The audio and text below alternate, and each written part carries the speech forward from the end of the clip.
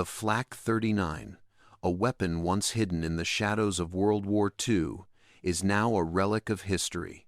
But have you ever wondered how this Super-Flak gun, designed to take down the massive Allied bombers, went from an unknown threat to a key factor in Germany's desperate attempts to hold back the Allies? Its rapid-fire precision, once a deadly surprise, reshaped air warfare during the final years of the war. Today, it sits as a testament to the ingenuity and desperation of the German defense strategy. But how did it manage to turn the skies into a perilous battleground for the Allies? This is the real reason Germany built a Super-Flak, one that the Allies never saw coming. Let's dive into the story of how this weapon shifted the balance of air combat and why the Allies were caught off guard. The early days of World War II saw Germany struggling to keep pace with the rapidly changing nature of air combat. Warfare. The Luftwaffe, once feared for its air superiority, found itself increasingly outmatched by the Allied bombing raids. The Allies' heavy bombers, like the B-17 Flying Fortress and the Lancaster, were wreaking havoc over German cities and military targets.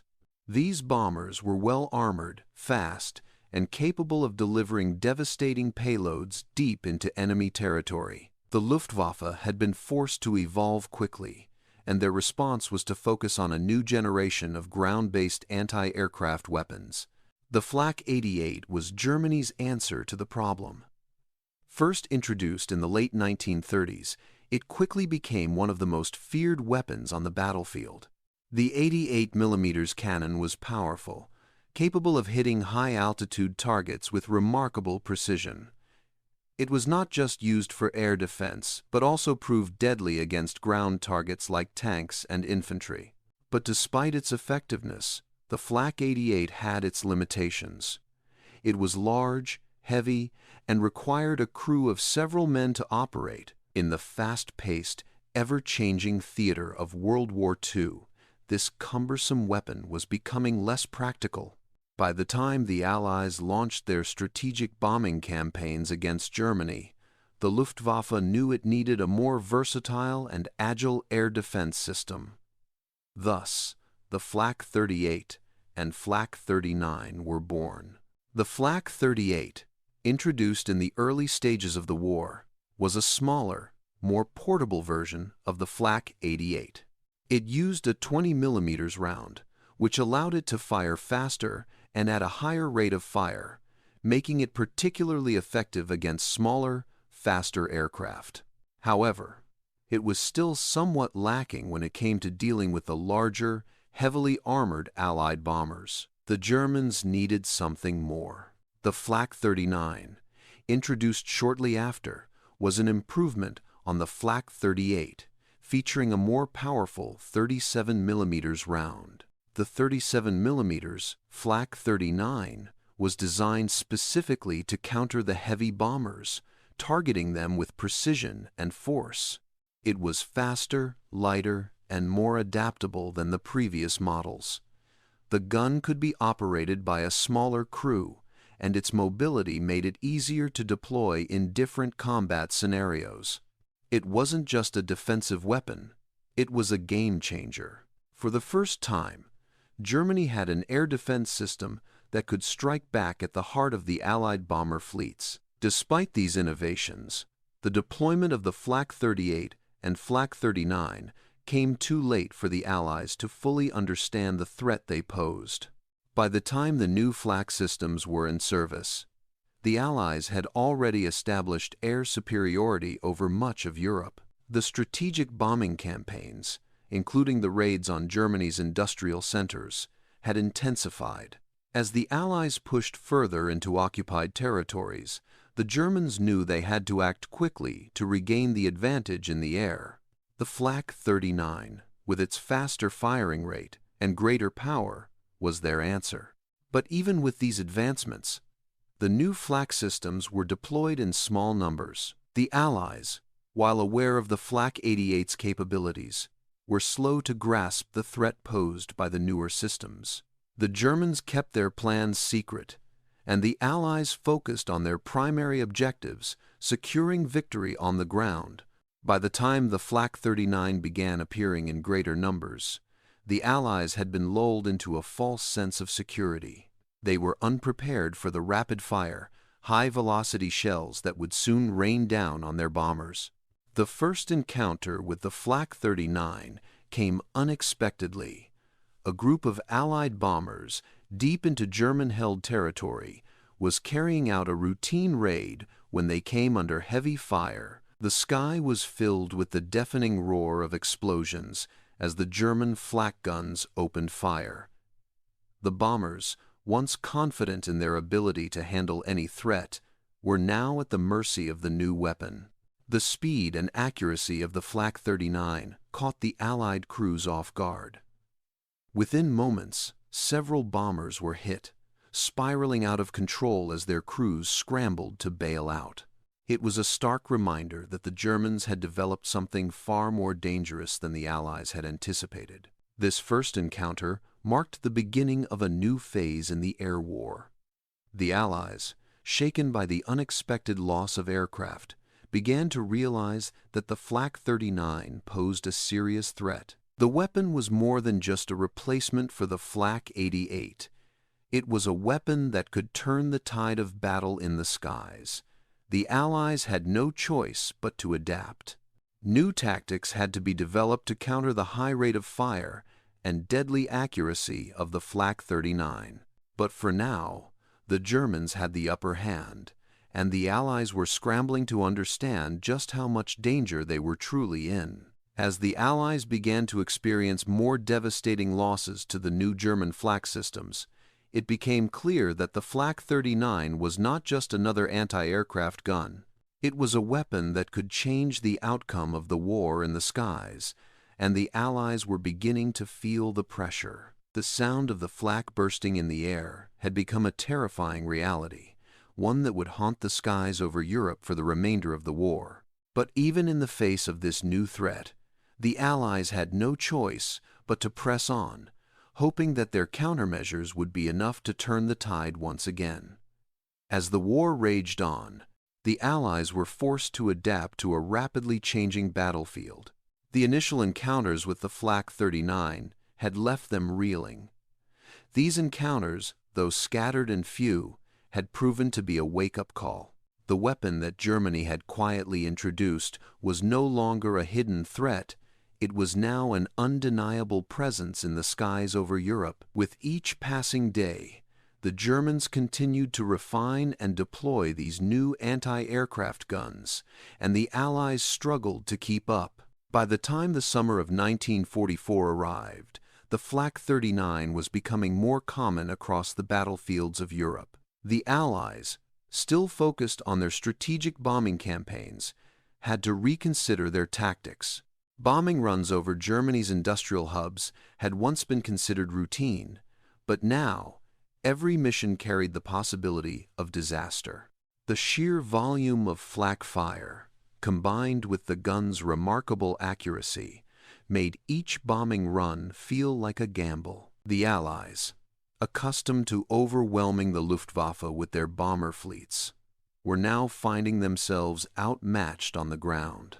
The first real confrontation between the Allies and the full force of the Flak 39 came during the bombing raids over the Ruhr Valley, Germany's industrial heartland.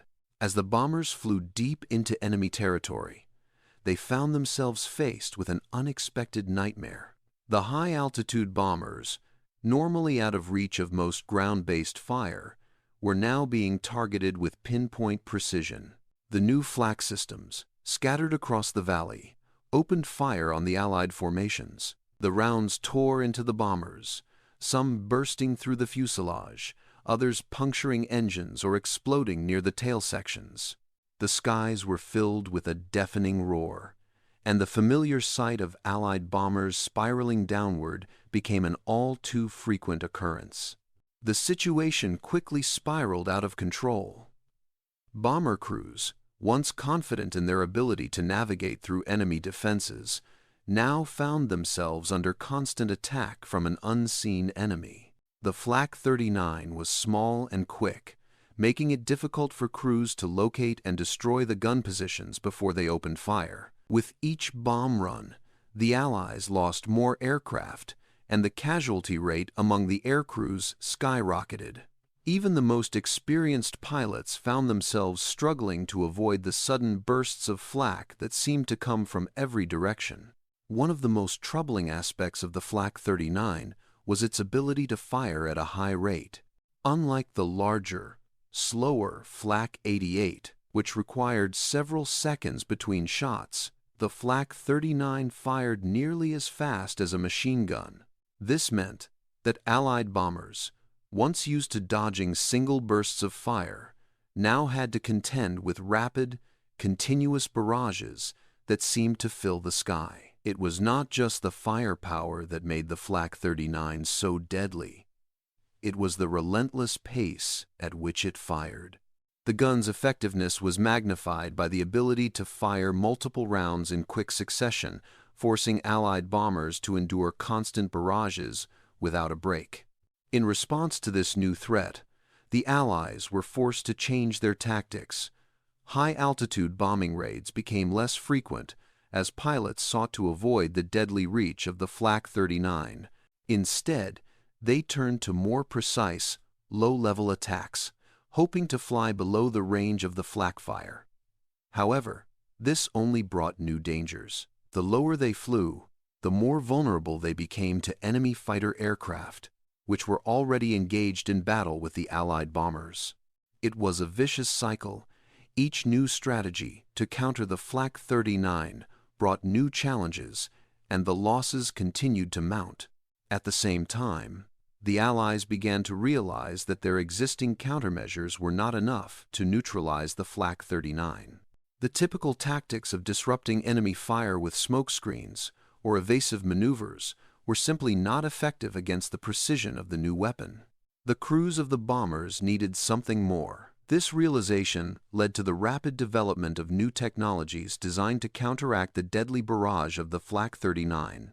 Jamming systems were introduced to interfere with the targeting of the guns, and new counterflak devices were developed in hopes of disrupting the rapid fire of the German systems.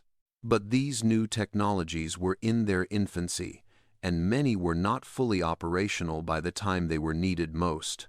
In the midst of this technological arms race, the Allies were also forced to reassess their strategic objectives. The pressure to defeat Germany quickly was immense, but the constant threat of the Flak 39 made it clear that the path to victory would not be as straightforward as they had hoped. The Allies were learning the hard way that, in modern warfare, the most dangerous threats are often the ones that go unnoticed until it is too late. The Flak 39 was a weapon that the Allies had underestimated, and now they were paying the price. As the summer of 1944 wore on, the Allies found themselves in a race against time. The Germans were improving their flak systems, adapting to every countermeasure the Allies introduced. The once bleak landscape of Allied air superiority was beginning to look like a distant memory. And yet, despite the mounting losses, the Allies refused to relent.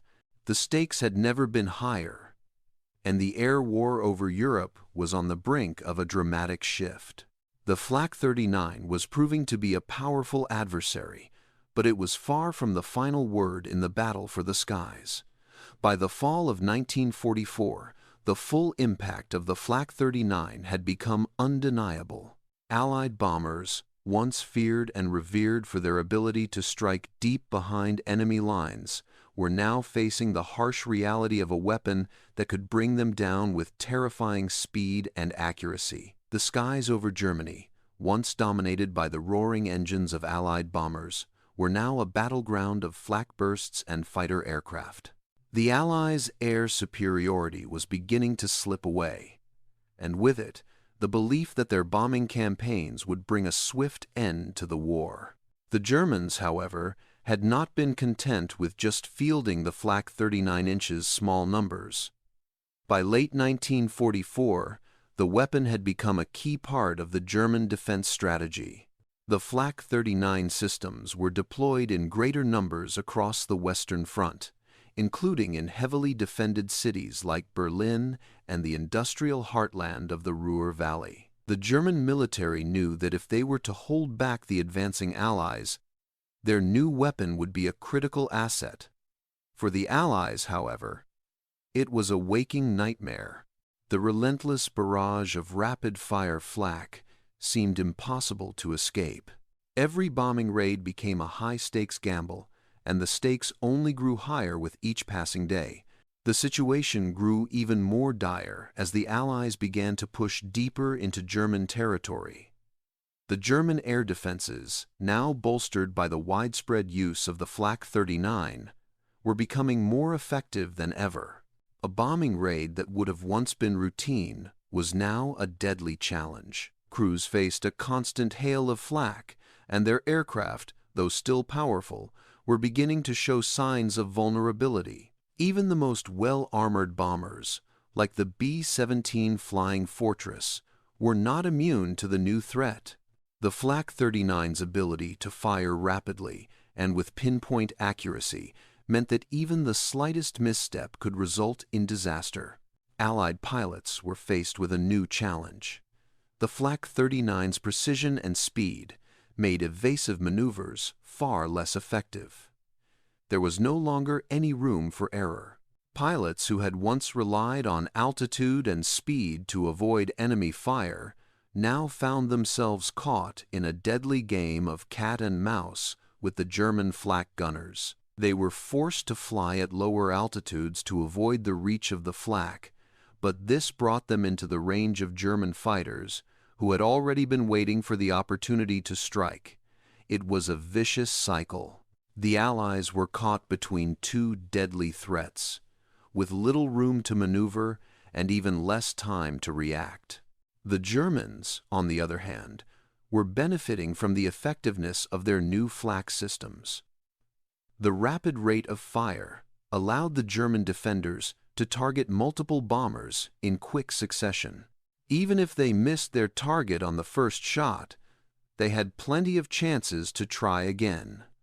The psychological toll on Allied aircrews was immense. The constant threat of being hit by flak made it difficult to focus on the mission at hand. Bombers, once a symbol of Allied dominance, were now nothing more than targets, and the once proud crews began to feel the weight of the danger they faced. The noise of flak bursts echoed in their ears, a constant reminder that the skies above were no longer their own. As the Flak 39 continued to prove its effectiveness, the Allies were forced to reconsider their bombing strategies. High-altitude raids were no longer a viable option, and low-level strikes brought their own set of dangers. The Allies turned to more specialized tactics, such as night raids and low-level precision strikes, hoping that the cover of darkness would provide them with some protection. However, even these tactics came with risks. The Flak 39's ability to hit fast-moving targets meant that even at night, the threat remained ever-present. Allied aircrews, faced with a rapidly evolving and increasingly deadly threat, were pushed to their limits. The pressure on the Allies only increased as they fought to maintain control of the skies. The Flak 39 was no longer just a weapon. It had become a symbol of the German resolve to defend their homeland at any cost. The Allies had no choice but to adapt, constantly refining their strategies in an attempt to neutralize the threat. But the more they adapted, the more the Germans seemed to anticipate their moves. The Flak 39 was a weapon that forced the Allies to rethink their approach to the war, and for many airmen, it seemed like an insurmountable obstacle. In response to the mounting losses, the Allies began to accelerate their efforts to develop countermeasures.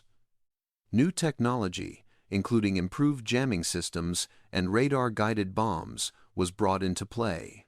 But even these new tools were not enough to completely neutralize the effectiveness of the Flak 39. The Germans had proven to be just as adaptive as the Allies. They learned to counter Allied countermeasures, making the air war more complex and deadly than ever before. The constant cycle of innovation, response, and counter-response became the new reality of the war in the skies. Despite the growing difficulties, the Allies refused to back down. Every bombing raid was a risk, but it was a risk they had to take. The Germans, on the other hand, were aware that the longer they could hold off the Allied air assaults, the more time they bought for their ground forces. The balance of power in the skies had shifted, but the Allies were not yet ready to concede defeat. As the war entered its final stages, the battle for control of the air was far from over, and the Flak 39 would continue to play a pivotal role in the unfolding drama. By the winter of 1944, the Allies were facing a crisis in the skies over Germany. The Flak 39 had proven to be a formidable weapon, and with its widespread deployment, it had begun to turn the tide of air warfare in favor of the Germans. As the Allies continued their strategic bombing campaigns, they found themselves increasingly vulnerable to the rapid, precise fire of the German anti-aircraft guns. What had once seemed like a minor threat had grown into a major obstacle, forcing the Allies to rethink their approach to air operations. The Germans, aware of the Allies' need for air superiority, had adapted their defense strategies with remarkable speed. The Flak 39 was no longer confined to static positions. It was being used more flexibly, moved around to where the threat was most pressing. This made it even harder for the Allies to pinpoint and destroy the gun positions before they could open fire. The effectiveness of the Flak 39 was only enhanced by its mobility. Whether in urban areas, forests, or open fields, the German forces could position the guns to create a near impenetrable wall of fire. The Allies had no choice but to adapt, but even with new technologies and tactics, the results were far from guaranteed. Allied air crews, already exhausted from months of intense combat, now found themselves facing an even more daunting challenge. As the German defenses grew stronger, the Allies began to suffer greater losses. Pilots who had survived countless missions were being shot down by the Flak 39, while bombers once thought to be nearly invincible were now vulnerable targets. The psychological toll on the crews was immense. The constant threat of being hit by flak took a toll on their morale. The roar of the explosions and the shudder of the aircraft under fire became all too familiar, and each mission felt more like a death sentence than a strategic operation. The Allies had no choice but to make significant changes to their tactics. High-altitude raids, which had been their main method of bombing, were now seen as too risky. Even the best bombers were no match for the speed and precision of the Flak 39. The Allies began to experiment with low-level bombing runs, hoping to fly beneath the reach of the German guns. However, this tactic came with its own set of dangers. Flying at low altitudes made the bombers more vulnerable to German fighters, who were waiting just below the flak zone. It was a delicate balance, lowering the altitude to avoid the flak, but risking a direct encounter with enemy fighters. The constant shifting of strategies reflected just how desperate the situation had become. Meanwhile, the Germans were not standing still. They had recognized the increasing effectiveness of their Flak 39 systems and were working tirelessly to improve them. New modifications were made to enhance the gun's accuracy, and its rate of fire was fine-tuned to target multiple bombers in quick succession. The Germans had also begun to implement new tactics for using the flak guns. They organized their defenses into coordinated networks, with different flak positions working together to cover each other and ensure no part of the sky was left unguarded. The Allies, already stretched thin with their bombing campaigns, were finding it increasingly difficult to break through these defensive networks. One of the most significant developments came in the form of improved radar systems. These systems allowed the Germans to track Allied bombers more accurately and direct their flak guns with deadly precision. The Allies, in turn, had to scramble to develop countermeasures, New jamming devices were introduced, aimed at disrupting the German radar and making it harder for them to lock onto targets. However, these countermeasures were not always reliable, and the Germans quickly adapted, finding ways to bypass the jamming signals. The air war had become a game of cat and mouse, with each side developing new technologies to counter the other's advances. As the war progressed, the Allies began to shift their focus to disrupting the German supply lines and targeting their industrial centers. Bombing runs were now concentrated on key infrastructure, such as transportation hubs, factories, and oil refineries. These targets were vital to the German war effort, and the Allies hoped that by crippling these supply lines, they could bring the war to a quicker conclusion. However, these raids were no longer as effective as they had once been. The Flak 39, combined with the ever-present threat of German fighter planes, made each bombing raid more dangerous than the last. The Allies had to reconsider their objectives, understanding that every raid came at a high cost. The shift in tactics also brought a change in the way the Allies approached their overall strategy. The bombing campaigns, once seen as a way to break the German war machine, now seemed to have reached a stalemate. The Luftwaffe's air defenses had become more than just a nuisance. They had become a serious threat to the Allies' air superiority. The Allies had to focus more on strategic objectives, shifting away from indiscriminate bombing to more targeted strikes that could cripple Germany's ability to continue fighting. This new focus was a sign of how much the air war had changed. What had once been seen as a decisive weapon in the war was now a complex and costly endeavor, with no easy solutions in sight. By the end of 1944, the Allies had begun to realize the full scope of the challenge they faced. The Flak 39 had proven itself to be a game-changing weapon, and the Allies were struggling to find an answer.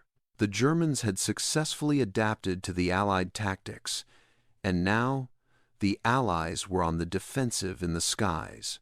The air war, which had once been dominated by Allied bombers, was now a tense and unpredictable battlefield. The Allies were not ready to give up, but the cost of victory in the skies had risen dramatically. As the war moved into its final stages, the battle for control of the air would remain a critical and uncertain aspect of the conflict. As the winter of 1944 stretched into the cold months of 1945, the Allies found themselves engaged in a war that was far more complex than they had ever anticipated. The Flak 39, which had once been a hidden threat, had grown into a powerful and deadly force. Its rapid fire, pinpoint accuracy, and widespread deployment had taken a heavy toll on the Allied air forces. The situation was dire, and the Allies had to adapt quickly if they were to maintain any hope of achieving air superiority over Germany. The Flak 39 had already proven to be a formidable weapon, but the Germans were constantly improving it. New modifications were made to enhance the range and accuracy of the guns, allowing them to cover even greater areas. The Allies were forced to develop new tactics to counter the ever-growing threat, but their efforts were constantly met with setbacks. The constant barrage of fire from the Flak 39 systems made each mission feel like a gamble. Even with the latest countermeasures, the threat of being hit by flak fire loomed large over every bombing run. The Allies began to experiment with new technologies to counter the Flak 39, including improved jamming systems and electronic countermeasures. These systems were designed to disrupt the targeting systems of the German guns, making it harder for them to lock on to Allied bombers. However, the Germans quickly adapted to these new measures. They refined their radar and targeting systems, making it harder for the Allies to interfere with their operations. The race between the two sides to develop countermeasures had become a never-ending cycle, with each side constantly trying to outsmart the other. The strain on Allied air crews was immense as the war dragged on. the number of experienced pilots dwindled. Many had been lost to the constant onslaught of flak fire, while others had been forced to retire due to the mental and physical toll of flying in such dangerous conditions. The newer pilots, though eager to contribute, lacked the experience necessary to survive the increasingly hostile skies. The loss of so many skilled airmen made it harder for the Allies to maintain their bombing campaigns. The pressure on the remaining pilots grew with each mission, as they faced the constant threat of flak fire and enemy fighters. Despite these challenges, the Allies were not willing to give up on their strategic bombing campaigns. The German war machine was still a formidable force, and the only way to break its back was through continued bombing of its vital industrial and military targets. However, the cost of these operations was becoming clear. The toll on Allied bombers was growing, and the losses of aircraft and crews were rising. Even with the best countermeasures in place, the Flak 39 was proving to be a nearly insurmountable obstacle. The Luftwaffe's air defenses had become more than just a nuisance. They had become a key part of the German strategy to hold back the Allies. The Germans had learned from their previous failures, and they had adapted their tactics to make the most of the Flak 39. They positioned the guns in such a way that they created overlapping fields of fire, making it nearly impossible for bombers to find a safe path through the sky. The once reliable strategies of high-altitude bombing and precise strikes were now rendered nearly useless by the constant threat of the German flak guns. As the Allies pushed deeper into Germany in the winter of 1945, the situation in the skies grew more dire. The need for air superiority had never been more urgent, yet the Germans were holding their ground. The Flak 39 was no longer just a weapon. It had become a symbol of the German resilience and determination to fight to the end. The Allies had to find a way to overcome this threat if they were to win the war, but every step forward seemed to bring them closer to disaster. The tactical situation reached a boiling point as the Allies began to consider new strategies to counter the Flak 39. One of the most controversial ideas was to focus on smaller, more specialized bombing runs that could target the flak positions directly. This approach was risky, as it required flying low and slow over heavily defended areas, putting the bombers in range of both flak guns and enemy fighters. The risks were high, but the potential rewards were even greater. If the Allies could destroy the German flak positions, they could regain some of the air superiority they had lost. It was a dangerous gamble, but it was a gamble the Allies were willing to take. At the same time, the Allies began to intensify their efforts to disrupt the German war effort on the ground. Strategic bombing raids were now focused on key infrastructure railroads, oil refineries, and factories. By targeting these vital supply lines, the Allies hoped to cripple Germany's ability to sustain its war effort. However, the Flak 39 made it much harder to carry out these operations. The Germans had learned to defend their vital industries with a combination of flak defenses and fighter cover, making every bombing raid a high-risk operation. As the Allies launched more raids against German cities and industrial centers, the toll on their forces continued to rise. The Flak 39's effectiveness in the defense of these targets could not be overstated. It was a weapon that had caught the Allies off guard, and now it was proving to be a decisive factor in the battle for air superiority. The Germans had gained a significant advantage in the air, and the Allies were struggling to keep up. Yet, despite the mounting losses and the growing threat of the Flak 39, the Allies refused to back down. The war was nearing its end, and the Germans were on the defensive. The Allies knew that the final push was coming. They had to find a way to break the German defenses, and they had to do it soon. The Flak 39 had proven to be a formidable weapon, but it was not invincible. The Allies were determined to find a way to defeat it, no matter the cost. By the spring of 1945, The war in Europe was nearing its end, but the battle for control of the skies was still being fiercely contested. The Allies had pushed deep into German territory, and the collapse of Nazi Germany was imminent. However, the threat of the Flak 39 remained a constant danger.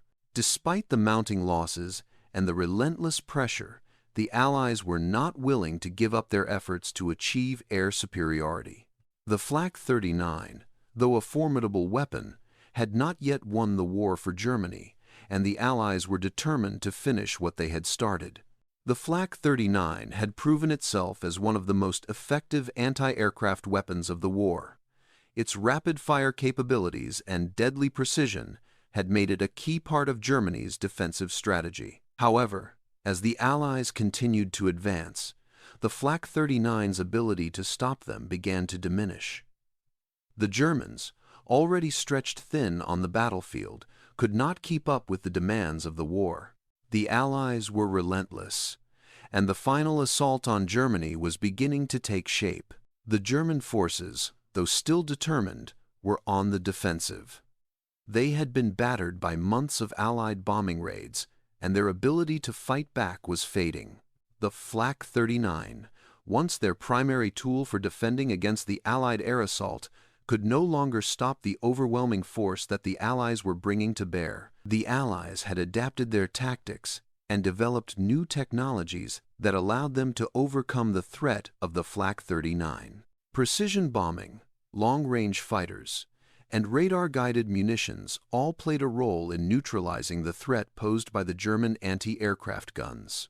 In the final months of the war, the Allies began to systematically dismantle Germany's air defenses. Key flak positions were targeted in coordinated bombing raids, and the German flak guns were either destroyed or rendered ineffective. The destruction of these key defenses marked a turning point in the air war over Europe. The Allies, having learned from the lessons of the past, were now able to conduct their bombing raids with greater success. The skies, once ruled by the Flak 39, were now open to the Allies once again. However, the Flak 39 did not simply fade away. The Germans continued to fight until the very end, and the gun remained a potent symbol of their resistance. In the final months of the war, the Germans used the remaining Flak 39 guns in desperate attempts to slow the Allied advance. The guns were positioned in the few remaining strongholds, and even as the Allies closed in on Berlin, the Flak 39 continued to fire into the sky. But by then, it was too little, too late. The tide of the war had already turned, and the Allies were on the brink of victory. The Allies finally entered Berlin in early May of 1945. The German capital, which had once seemed impregnable, had been reduced to rubble by months of bombing and ground assaults. The Flak 39, once a powerful force that had threatened the very heart of the Allied bombing campaigns, was now a relic of a lost cause. Its rapid-fire bursts could no longer prevent the inevitable fall of Berlin, and the war in Europe came to an end.